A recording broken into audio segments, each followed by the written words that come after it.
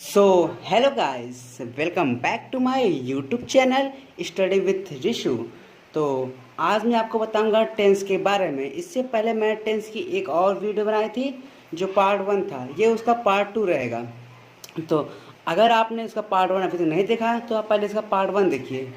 तो चलिए शुरू करते हैं आज की वीडियो।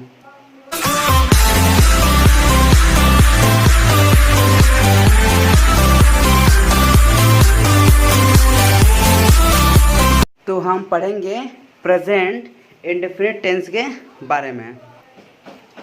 तो प्रेजेंट इंडेफिनिट टेंस, ठीक है, अब हम जानेंगे इसके बारे में कि इसकी पहचान आखिर क्या है। तो प्रेजेंट इंडेफिनिट टेंस आखिर कहते किसे हैं, कैसे हम जानेंगे कि ये प्रेजेंट इंडेफिनिट टेंस का सेंटेंस है। तो चलिए जानते हैं इसके बारे में। जब किसी हिंदी वाक्य के अंत में ता है, ती है, ते है, ता हूँ इत्यादि शब्द आए तो उसे प्रेजेंट इंडेफिनिट टेंस का वाक्य समझना चाहिए।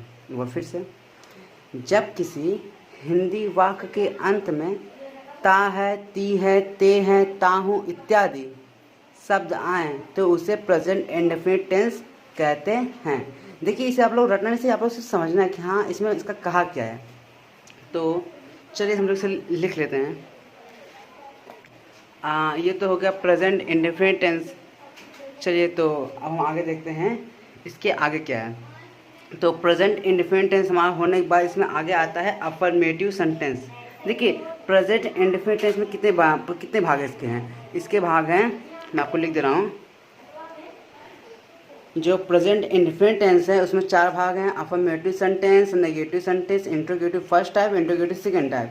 और यही सेम प्रोसेस हर एक टेंस में से चलेगा। जैसे कि ये प्रेजेंट इंडेफिनिट टेंस का होगा, प्रेजेंट कॉन्टिन्यूअस में यही प्रोसेस है, प्रेजेंट परफेक्ट में यही प्रोसेस है, प्रेजेंट परफेक्ट कॉन्टिन्यूअस में यही प्रोसेस है, उसके बाद पास्ट है उसका भी यही प्रोसेस है, और फ्यूचर का भी यही प्रोसेस है।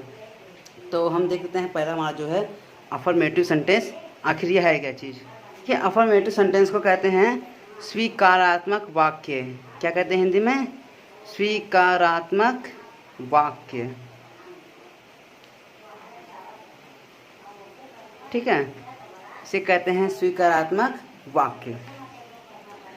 अब इसमें क्या है, इसमें ऐसे वाक्यों में ये अफर्मेटिव के लिए है, ऐसी वाक्यों में जब कर्ता सिंगुलर नंबर में हो। आप लोग पता है सिंगुलर नंबर प्लूरल नंबर क्या होता है? अगर नहीं पता है तो चलिए मैं बता दे रहा हूँ आप लोग को। देखिए, एक वचन सिंगुलर नंबर कहते हैं एक वचन। देखिए, जैसे कि ही, सी, इट और किसी का नाम, ये सब हो गया एक वचन। और बहुवचन क्या है? हम, तुम, ये सब हो गए बहुवचन, ठीक है। तो आगे लेते हैं कि ऐसे वाक्यों में जब कर्ता सिंगुलर नंबर में हो, ऐसे वाक्यों में जब कर्ता सिंगुलर नंबर में हो तो मेन वर्ब के फर्स्ट फॉर्म में, यानी कि जो मेन आपका वर्ब उसके फर्स्ट फॉर्म में यस या ईएस लगाते हैं, ठीक है। तो फिर से, ऐसे वाक्यों में जब कर्ता सिंगुलर नंबर में हो तो मेन वर्ब के फर्स्ट फॉर्म में यस या ईएस लगाते हैं। और अगर कर्ता बहुवचन में हो, यानी कि प्लूरल नंबर में हो, तो यस या ईएस नहीं लगाते हैं, ठीक है। ये दूसरा हो गया। अब तीसरा क्या है? जब कर्ता नेगेटिव इंट्रोगेटिव का एक वचन कर्ता के साथ हो, यानी कि जब एक वचन कर्ता के साथ नेगेटिव या इंट्रोगेटिव सेंटेंस हो तो उसके साथ हेल्पिंग वर्ब डस का प्रयोग करेंगे। और फोर्थ हमारा है, जब कर्ता बहुवचन के साथ नेगेटिव या इंट्रोगेटिव में हो, जब कर्ता बहुवचन के साथ नेगेटिव या इंट्रोगेटिव में हो तो हेल्पिंग वर्ब डू का प्रयोग करते हैं। तो चलिए इसे लिख लेते हैं तो आप लोग को थोड़ा और अच्छे समझ आएगा। जिसमें पहला है करते हैं, ठीक है, हो गया। तो ये तो हो गया कंप्लीट यहाँ तक कि अफर्मेटिव सेंटेंस में क्या क्या था। अब हम आते हैं इसके रूल पर। अब देखिए, इसमें एक चीज़ और पढ़ लीजिए, जान लीजिए रूल देखने से पहले।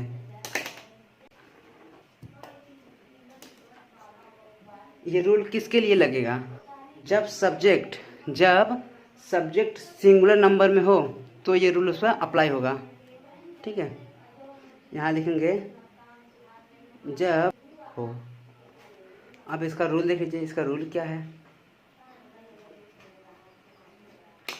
तो इसका रूल है सब्जेक्ट प्लस वर्ब में यस या E S plus object plus other. क्या है इसका रूल? सब्जेक्ट प्लस वर्ब में यस या E S plus object plus other. ठीक है, चलिए तुम रूल हमारा है फुल स्टॉप। ठीक है, देखिए ये बहुत लंबा है, लेकिन इसको शॉर्ट में हम लोग कैसे जानते हैं? इसको हम लोग शॉर्ट में इस प्रकार लिखते हैं, सब्जेक्ट प्लस ये वर्ब में यस या E S plus object plus other. ये थोड़ा छोटा रहेगा, ये बड़ा मैंने कर दिया था।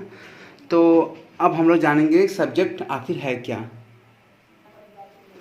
तो यहाँ पर ये जो सब्जेक्ट है, सब्जेक्ट का मतलब है कर्ता, यानी कि काम को करने वाला। ठीक है, कर्ता यानी कि काम को करने वाला। और ये हमारा जो वर्ब है, वर्ब का मतलब है जो काम होता है, जो काम होता है, यानी कि जो काम होता है, जो कर्ता जो काम को करता है। ठीक है, काम को करने वाला जो काम होता है उसके थ्रू, वो हमारा सब्जेक्ट हमारा कर्ता हो गया। जो काम होता है वो हमारा हो गया वर्ब, और जहाँ या फिर जिसके लिए काम होता है वो हमारा ऑब्जेक्ट होगा। ठीक है, यहाँ पर हमारा ऑब्जेक्ट जहाँ काम होता है या फिर जिसके लिए। चलिए मैं आपको एग्जांपल के थ्रू समझाता हूँ, आप लोग को थोड़ा अच्छे से और समझाएगा। एग्जांपल हमारा है राम कमरे में किताब पढ़ता है। क्या एग्जांपल है? राम कमरे में किताब पढ़ता है। ठीक है, तो यहाँ पर हमारा कर्ता क्या है? काम क्या काम हो रहा है? पढ़ने का। और कर कौन रहा है? राम। तो राम हमारा कर्ता हो गया, तो पहले हम लिखेंगे राम। ठीक है, अब क्या काम हो रहा है? क्या काम कर रहा है? राम कर रहा है, पढ़ने काम कर रहा है ना, तो पढ़ने हम कहते हैं रीड। ठीक है, रीड हो गया। और हाँ, यहाँ पर क्या था कि अगर एक वचन है तो यस या ई एस, तो राम रीड है और इसमें लगता है यस, तो ये हो गया राम रीड्स। ठीक है, अब क्या है? किताब है, अब पढ़ रहा है तो एक ही किताब पढ़ेगा। ये है ना कि 10 किताब खोल के बैठ के पढ़ेगा तो एक ही किताब ना। तो यहाँ पर लिखेंगे ए बुक। और ये देखिए सब्जेक्ट हो गया, वर्ब हो गया, ऑब्जेक्ट। अब देखिए ये हमारा हो गया सब्जेक्ट, ये हमारा हो गया वर्ब, और ये हमारा हो गया ऑब्जेक्ट। बाकी ये जो बचा आपका, ये आपका अदर है, ETC। ठीक है, तो Ram reads a book in room. ठीक है, ये आपको समझ आ गया? चलिए और देख लेते हैं, अभी थोड़ा सा और देख लेंगे तो दिक्कत नहीं होगा फिर। देखिए मैं आप लोग को ये बताना भूल गया कि अगर ये ऐसा दे रहा है आप लोग कैसे, यानी कि ये प्रेजेंट इंडेफिनिट टेंस का है, क्योंकि इसके वाक्य में, इसके अंत में क्या आ रहा है? ता है, यहाँ पर ते हैं, तो आप लोग समझ जाएंगे ना कि ये प्रेजेंट इंडेफिनिट टेंस का सेंटेंस है। ठीक है, तो यहाँ पर अगला है शिक्षक बच्चों को पढ़ाते हैं। अब शिक्षक बच्चों को पढ़ाते हैं, जो शिक्षक है वो एक ही है ना, एक वचन ये है, तो यहाँ पर हम लिखेंगे शिक्षक के लिए द टीचर।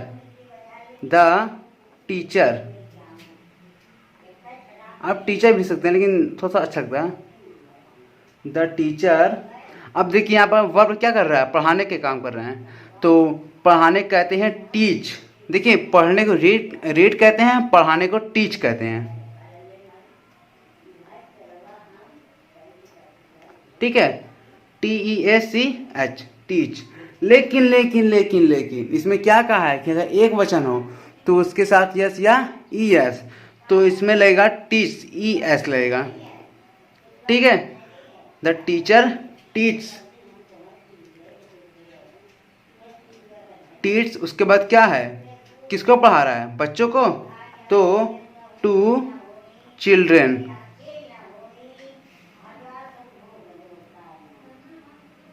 ये हुआ, और देख लीजिए है, ठीक है। इसका हो जाएगा द काऊ, देखिए गाय, ये एक वचन है, गाय ने कहा है, कहाँ गाय, यानी कि एक वचन। द काऊ, यहाँ पर एस लगेगा तो हो जाएगा बहुवचन, ठीक है, तभी एक वचन है। द काऊ, चरना का होता है ग्रेज, चरना का होता है ग्रेज, तो द काऊ GRAZE, ठीक है, और इसमें लग जाएगा यस, ग्रेज, ठीक है। द काऊ ग्रेज दी, अब क्या चल रही है, घास, तो घास कहते हैं ग्रास, घास को कहते हैं ग्रास, GRASS। देखिए आपको ये सब मालूम होना चाहिए कि किसे क्या कहते हैं, वरना आप लोग को बनाने में थोड़ा प्रॉब्लम हो सकता है। और कहाँ चल रही है, मैदान में, इन मैदान को कहते हैं फील्ड। अब देखिए इसी पर एक और देख लीजिए आप लोग, इसका होगा the cow, the cow graze the green grass,